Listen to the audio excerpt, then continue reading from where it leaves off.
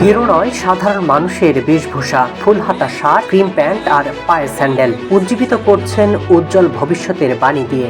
একবার হাত মিলানোর আশায় ভক্তরা ছুটে যাচ্ছেন তার দিকে। তার আকুলতায় বলে দিচ্ছে তিনি সত্যিকারের নেতা, তাদের সেনাপতি। এই সেনাপতি হলেন অভিনেতা থেকে পুরোদস্তর নেতা বনে যাওয়া দক্ষিণী সুপারস্টার থালাপতি বিজয়, যার জনপ্রিয়তা কাঁপিয়ে দিয়েছে ভারতের প্রধানমন্ত্রী নরেন্দ্র মোদীর মসনদ। তামিলনাড়ুর জনগণ বিজেপিকে প্রত্যাখ্যান করবে। আসন্ন বিধানসভা নির্বাচনের আগেই এভাবেই ভারতের ক্ষমতাসীন মোদী সরকারের বিরুদ্ধে যুদ্ধ ঘোষণা করেছেন দক্ষিণ ভারতের জনপ্রিয় সুপারস্টার এবং রাজনীতির নতুন মুখ থালাপতি বিজয়। নরেন্দ্র মোদীর দলকে ফ্যাসিবাদী আখ্যা দিয়ে জানিয়েছেন আসন্ন নির্বাচনের প্রস্তুতির কথাও।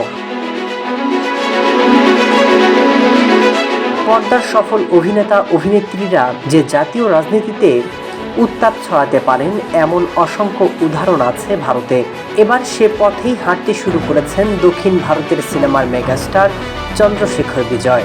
2023 সালে আনুষ্ঠানিকভাবে রাজনীতিতে পদার্পণ করলেও 2026-এর তামিলনাড়ুর বিধানসভা নির্বাচন হতে যাচ্ছে দক্ষিণ এ অভিনেতার প্রথম পরীক্ষা।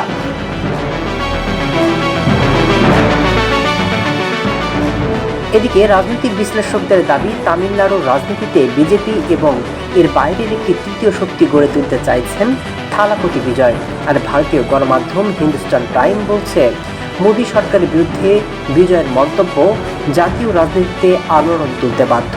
তবে শুধু তরুণ ভোটের উপর ভরসা করে বিজেপি এবং এই দলকে পরাস্ত করা যাবে কিনা সে প্রশ্নের উত্তর মিলবে ভোটের মাঠেই।